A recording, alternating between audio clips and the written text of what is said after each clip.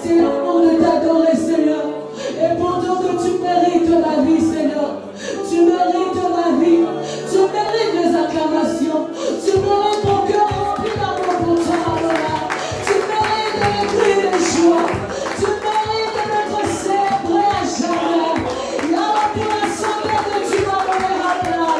Tu mérites la gloire qui surge, Seigneur, pour me donner la santé. Alléluia. Alléluia. Merci, Seigneur. Merci, ton Dieu de gloire. Ce soir, notre Père, nous voulons ensemble avec les bien-aimés te rendre les actions de grâce en acclamant ton serment.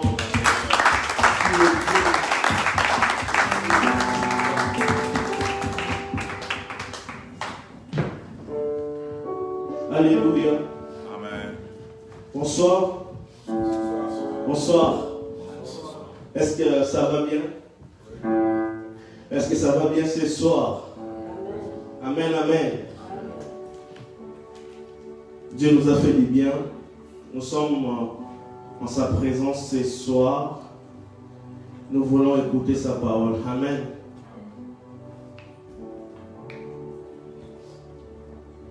Je dis merci au pasteur, l'apôtre, pour l'opportunité, parce que normalement c'est le thème initié pour le mois d'octobre. Je ne mourrai pas, je vivrai, je raconterai les œuvres de l'Éternel. Amen. Normalement l'apôtre devait prendre tous les vendredis, mais le Saint-Esprit l'a convaincu de nous classer. Merci apôtre de l'opportunité. Et merci à vous parce que vous êtes là. Parce que sans vous, peut-être que votre présence en ces lieux sera vaine.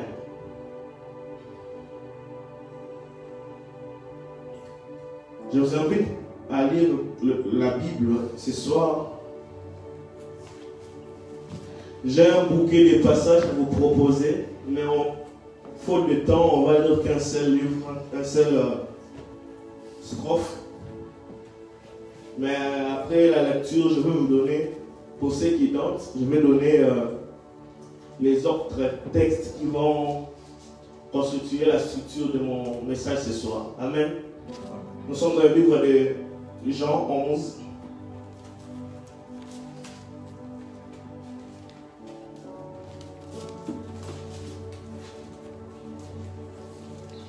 J'ai encore le feuille de la Bible tourne comme ça.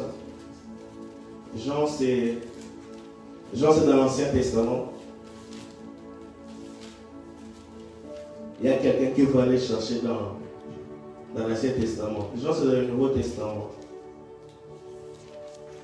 Jean 11.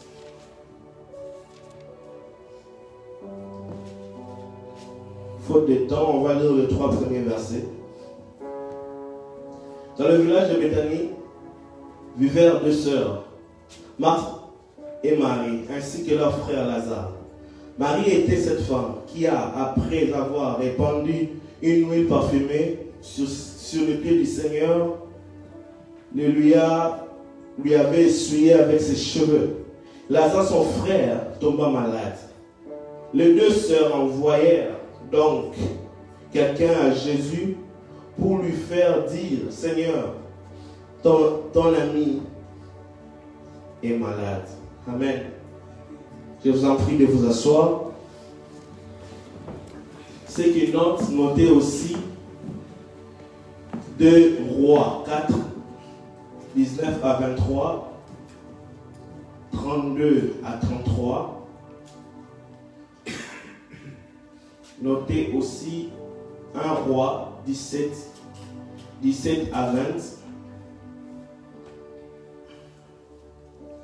Et enfin, notez aussi Psaume 118, 17, qui est notre texte de base pour ces mois. Le thème que je vous propose ce soir, le sous-thème dans ce grand thème que je vous propose ce soir, c'est le pas qui fait migrer de la mort à la vie. Le pas,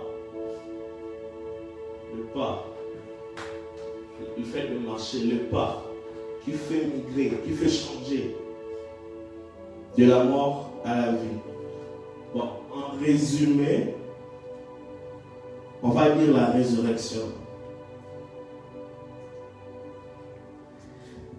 Dieu sait combien de fois j'ai eu du mal à donner le thème à ces textes. Je riais avec l'homme de Dieu Gav la fois dernière. J'ai eu à changer cela 7 fois pour trouver la phrase. Parce qu'une phrase bien écrite en elle-même est un message qui permet aux autres de savoir déjà l'envie de venir écouter. J'ai dû écrire, effacer, réécrire, effacer, réécrire et réeffacer pour que le Saint-Esprit m'amène à cette thématique. En fait, c'est quoi la mort? La mort, c'est l'état de cessation de vie. Quand le corps ou les 5 sens du corps ne fonctionnent plus, c'est là qu'on constate qu'il y a la mort. Je vais aller vite. C'est quoi la résurrection? La résurrection en grec, ça se dit anastasias. Anastasias. C'est le fait de retourner à la vie après la mort. C'est un acte mystérieux et miraculeux. Ça, c'est des dictionnaires français qui reconnaissent que la résurrection, c'est un acte mystérieux et miraculeux. La résurrection est aussi une seconde vie, une nouvelle vie qui vient après une ancienne vie. Dans ces textes que je vous ai donnés, il y a 3 morts. Il y a 3 morts.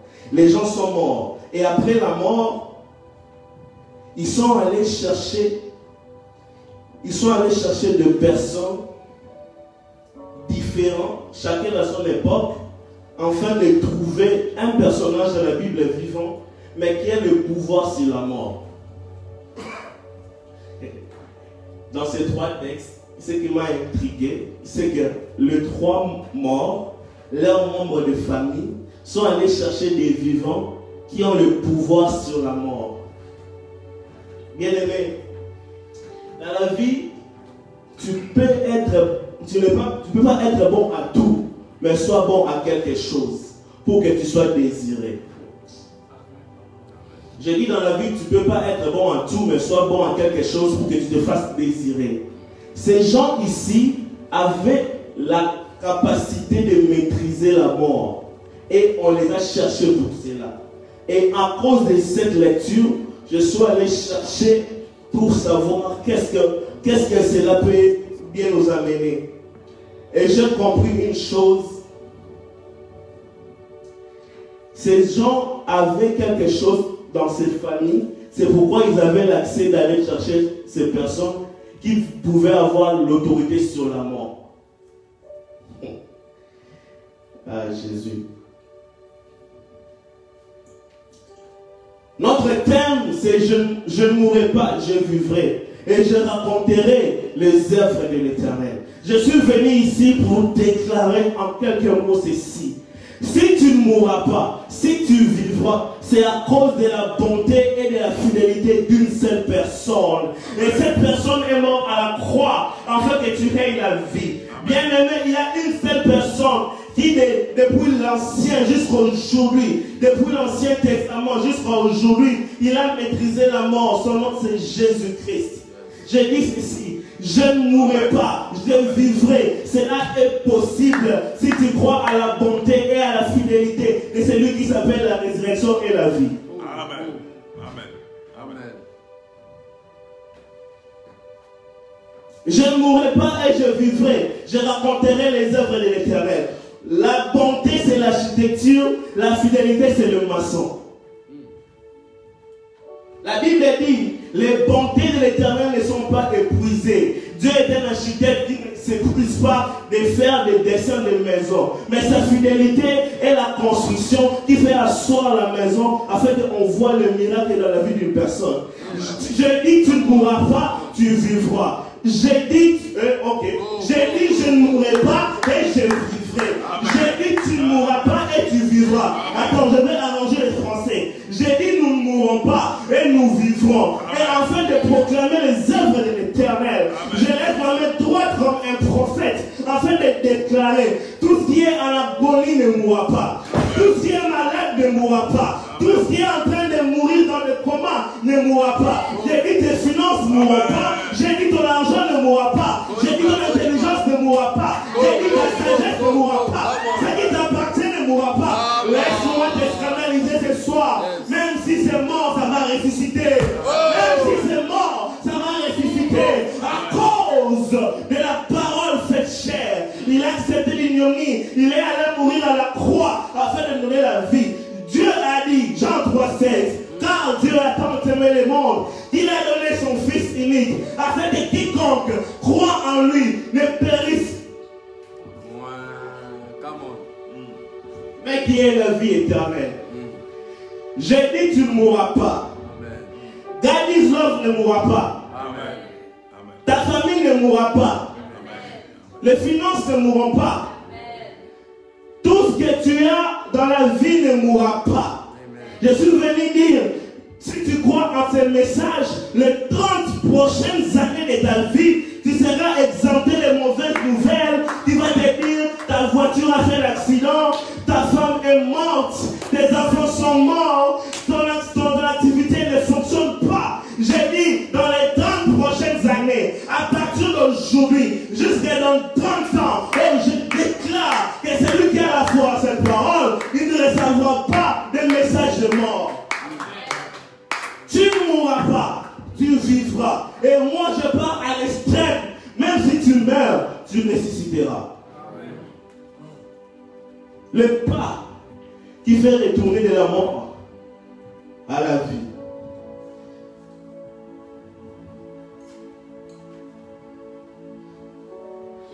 Le pas numéro 1, c'est le cœur. Dis avec moi le cœur. Le cœur. Yes. Dieu ne bénit pas un cœur malade. Dieu ne bénit pas un cœur malade. Et un cœur malade, c'est un cœur qui a la nature de vieil homme. Et le vieil homme, c'est la personne qui amène en toi l'orgueil, la rancune, l'iniquité, l'envie, l'impudicité.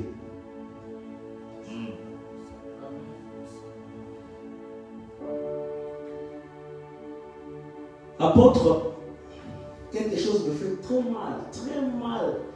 Ça se passe à l'église, ça me fait pas ici. Hein. Tout le monde me regarde, pas ici. Loin là-bas, très loin. Apôtre, il y a des chrétiens qui se disent chrétiens, qui prient, qui parlent la langue, qui donnent les offrandes, mais qui sont méchants. Mais ils viennent dire je ne mourrai pas. Je veux répéter, Dieu ne bénit pas un cœur méchant. J'ai envie de dire ça.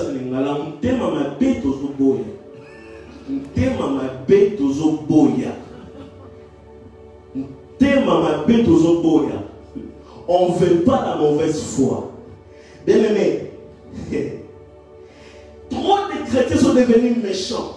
Il y a des chrétiens qui sont de deuxième bureau. Ils acceptent de détruire un foyer pour prendre de l'argent d'une autre personne afin de nourrir sa famille. Et tu viens dire ici, tu ne mourras pas, tu vivras. Non, toi vraiment, tu mourras. Non mais c'est la vérité. C'est la vérité.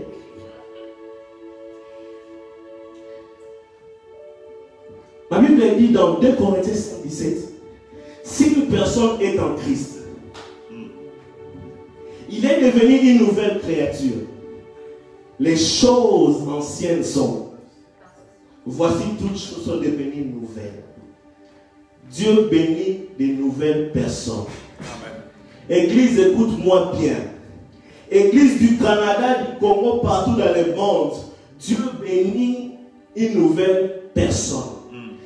J'ai entendu un père d'une église en Italie. Je ne vais pas citer le nom de l'église, mais du pays, pour que tout le monde comprenne. Ce monsieur-là, c'est un vieil homme en nature. C'est un vieil homme qui peut dire que je n'ai pas de problème avec l'apôtre après ici. Comment vraiment lui peuvent se marier? Et elle peuvent se marier. Mais ils disent pas que lui et elle peuvent se marier. C'est pas normal. Un vieil homme. Et des personnes pareilles, ils sont dans l'église et ils veulent que Dieu leur bénisse. Dieu ne bénit pas de telles personnes. Amen. Dieu ne bénit pas de telles personnes. Quand tu viens à l'église pour migrer de la mort à la vie, avec un mauvais cœur, je vais te rassurer, tu n'auras pas ce que tu cherches. Au contraire, Dieu tuera cette nature afin de donner une nouvelle nature pour recevoir sa bénédiction. Il n'y a que des hypocrites dans les églises. On peut voir à ce qu'une personne est en train de sortir avec le fiancé de sa cousine. Donc, toi, tu viens et tu commences à sortir avec le fiancé de ta cousine. Et tu viens à l'église pour prier et tu prends ta dîme, tu donnes à l'église. Ta dîme, on va la manger, mais le ciel, tu n'iras pas.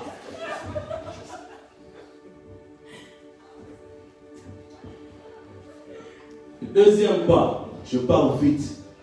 Eh Seigneur. On va vaincre les temps. Deuxième pas. Tu peux aller jusqu'à 40. Merci apôtre. Est-ce qu'on peut acclamer pour l'apôtre? Merci apôtre. Deuxième pas. C'est du rien que Dieu tire sa gloire. Aïe. C'est du rien que Dieu tire sa gloire. Bien aimé, le bijoutier a besoin de l'or pour fabriquer la bague. L'électronicien a besoin du coltan pour fabriquer le téléphone. Le mécanicien a besoin du métal pour fabriquer la voiture. Dieu a besoin de rien.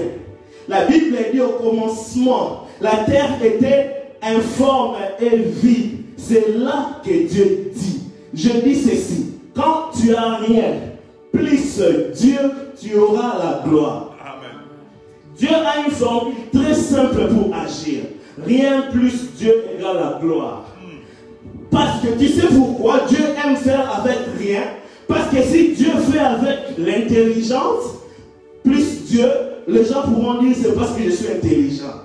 Si Dieu fait à cause du mariage, on dira c'est parce qu'il a la stabilité. Alors Dieu aime que ça soit rien. Ça soit rien, afin qu'avec lui, qu'on ait quelque chose. J'ai une bonne nouvelle pour toi. La gloire de Dieu a 3 niveaux. La gloire de Dieu a le niveau Gloria. La gloire de Dieu a le niveau Doxa. La gloire de Dieu a le niveau Kabod. Vous allez me regarder sans comprendre ces termes, mais je suis en train de faire sortir. Je vais l'expliquer maintenant même. Gloria, c'est la gloire qui est rattachée au nom. C'est quand Dieu a dit à Abraham, je rendrai ton nom grand. En fait, il lui a donné la gloria. Le doxa, c'est la gloire qui est attachée au matériel. Et le kabod, c'est la gloire qui est reliée au pouvoir. Oui, dans les ossements, dans la vallée des ossements desséchés, il y avait Dieu et l'homme de Dieu et les ossements. Mais après ce passage, après la déclaration, on a retrouvé Dieu, l'homme de Dieu et les personnes. Je me pose une question. Où est parti les ossements?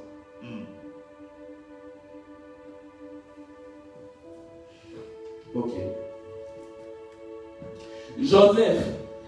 Joseph est une personne que son papa aimait. Joseph est né d'une famille riche.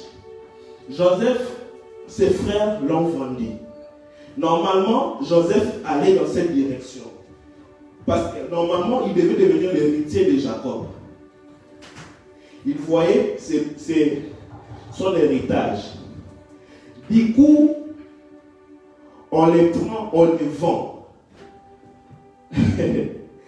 lui pensait qu'il sera riche ici.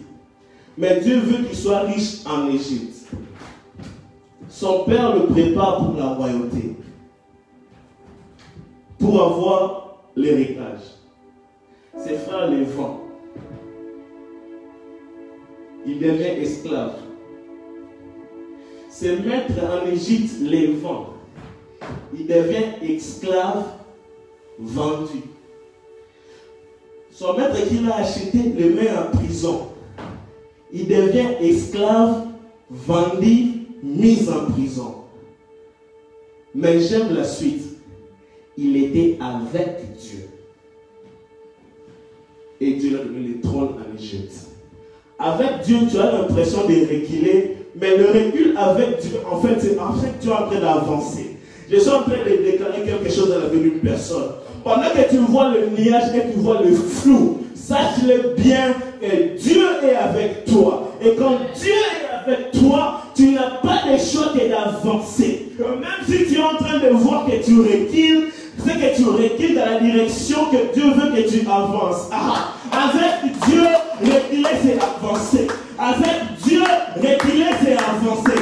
Plus tu recules dans le plan des hommes, plus tu avances dans le plan de Dieu. Attends, les trônes de Joseph n'étaient pas à sa face, mais étaient à son dos. Et les trônes de Joseph n'étaient pas devant lui, mais c'était derrière lui. En fait, plus il recule, plus il s'approche du trône. Il ne voyait pas ça, mais Dieu savait qu'il dirigeait son pas. Si Joseph était seul dans la prison, il allait être rien. Mais rien qu'il était, rien que prisonnier, rien qu'esclave, quelque chose s'est passé dans sa vie. Il avait Dieu et rien plus Dieu a produit la gloire de la vie de Joseph. Je lève ma main droite et je déclare, le rien de ta vie va se transformer en quelque chose. Là où c'est vide, Dieu va s'arranger afin que quelque chose t'arrive. Dieu est un maître de programmation pour créer des algorithmes afin que les informaticiens achètent les logiciels pour que tu deviennes riche. Amen. Troisième pas. C'est l'avant-dernier d'ailleurs. Troisième pas. Comment est-ce que tu appelles ton Lazare? Apôtre, j'ai appris que l'appellation prouve jusqu'à quand tu es capable de croire que ta foi est disponible de changer les contraires en positif. Répète. Apôtre, j'ai appris que l'appellation prouve jusqu'à quand tu es capable de croire que ta foi peut changer le négatif en positif. En fait, l'appellation active le croire. Or, le croire est la partie de la foi qui élimine l'émotion attachée à la réalité et qui enlève la douleur de l'épreuve afin de les transformer et afin de les rendre positifs pour que la chose négative change en positive. J'avais demandé d'écrire. Je savais que j'avais des choses.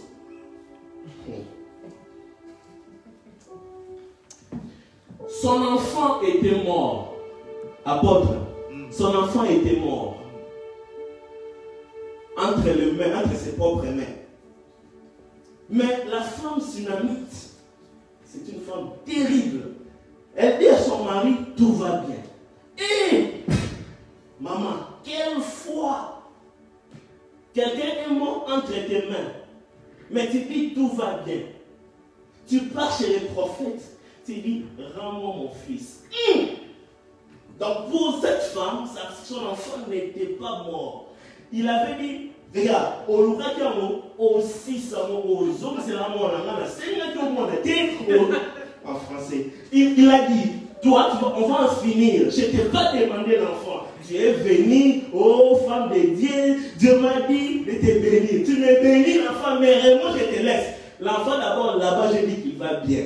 Donc si déjà je rentre en pleurant, mon mari va me taper, va me chasser parce que je l'ai menti. Je ne peux pas dire encore une autre phrase. Toi, débrouille-toi avec ton Dieu pour que ton Dieu ramène mon enfant à la vie. Hey, j'aimerais dire quelque chose. Même Jésus, devant Lazare, il n'a pas dit Lazare est mort. Il a dit Lazare dort. Attends, la mort chez Dieu était jargon humain. Parce que la mort chez Dieu, c'est le sommeil. Et quand Dieu arrive là où il y a la mort, il les change à la vie. Il ne les change pas à la vie, mais il les réveille. Parce que mourir pour Dieu, c'est dormir. Amen.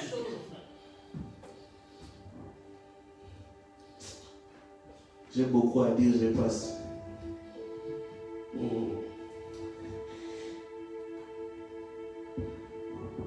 En d'autres termes, on a besoin de croire. Or, croire, c'est la foi. Nous savons tous la définition de la foi. Mais j'ai 3 définitions, je vais citer et je vais passer pour citer. Déjà, je vous donne mon dernier point, c'est les 9-1-1. Et nous avons là. Mon dernier point, c'est les 9-1-1. Comment 9-1-1. Oh, j'arrive. Comment? La foi, c'est la nourriture que Dieu attend de l'homme. Dieu ne mange pas le fou-moi. Dieu mange la foi. Et la foi, c'est monter les pas sur le premier escalier pendant que tu ne sais pas si l'escalier finit après combien de marches. Mais tu avances en montant parce que tu ne vois pas la fin, mais tu avances. C'est ça la foi. La foi, c'est le Wi-Fi qui te permet de te connecter à Dieu. Bien-aimé, augmente ta foi. Augmente ta foi. Je ne suis pas venu lui raconter des histoires. Je suis venu parler de la part du Seigneur. Lazare est mort. Marie et Marthe ont composé un appel d'urgence 911. C'est mon 4e point. C'est là que je vais atterrir ce soir. Appel d'urgence. Allô, Jésus, tu es où? Mon frère est malade. Jésus dit, ok, j'arrive, mais j'arriverai après qu'il soit mort. Ça, c'est quelle urgence? Ici au Canada, quand tu composes les F1, on te dit la police, l'ambulance, les pompiers. Mais maintenant, ici, la parole me dit que Jésus, lui, il amène le 4e option que 911 n'a pas. Il amène l'option résurrection que 911 n'a pas. La police peut arriver après qu'un crime ait déjà lieu. Les pompiers peuvent venir, ta maison est déjà brûlée. L'ambulance peut venir, mais une personne est déjà morte. Mais je connais une personne. Quand tu l'appelles et quand il arrive, même si c'est mort, ça va retourner à la vie. J'ai dit ce soir, compose les 9-1-1. J'ai dit compose Jésus. Amen. Les 9-1-1 c'est Jésus. Le matin appelle Jésus. À midi appelle Jésus. Le soir appelle Jésus. Quand tu dors, appelle Jésus. Que ça marche, appelle Jésus. Que ça ne marche pas, appelle Jésus. Que ça tient, appelle Jésus. Que ça ne tient pas, appelle Jésus. Quand tout semble être noir, appelle Jésus. C'est lui le véritable 911. Pour migrer de la mort à la vie, tu as besoin de Jésus. Pour quitter de la mort à la vie, tu as besoin de 911. Appelle Jésus. Appelle Jésus. Appelle Jésus. J'ai envie de dire quelque chose. Même si Jésus arrive après la mort de Lazare et que Lazare est enterré et que ses vêtements est distribué. La voiture de Lazare, ses amis ont vendu ça. Parce que quand une personne meurt, on prend sa pharmacie, on vend.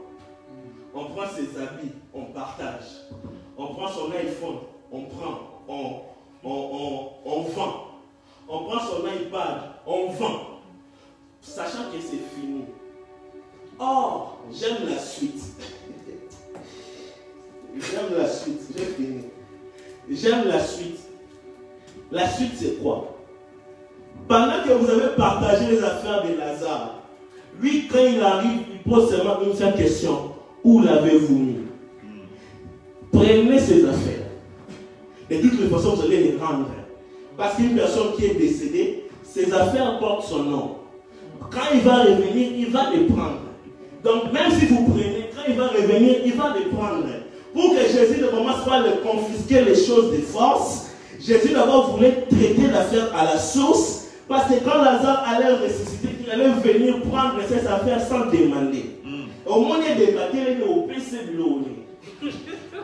Tu vois un cadavre revenir à la vie, tu vas lui donner ses affaires. Ce que j'aime avec Jésus, j'aime cette phrase. Je dirai toujours cette phrase. Quand Jésus est arrivé au cimetière, si Jésus avait seulement osé dire « Sors !» tous les morts du cimetière allaient sortir. Jésus est une personne qui aime la précision. Il est venu, il a dit « Lazare !»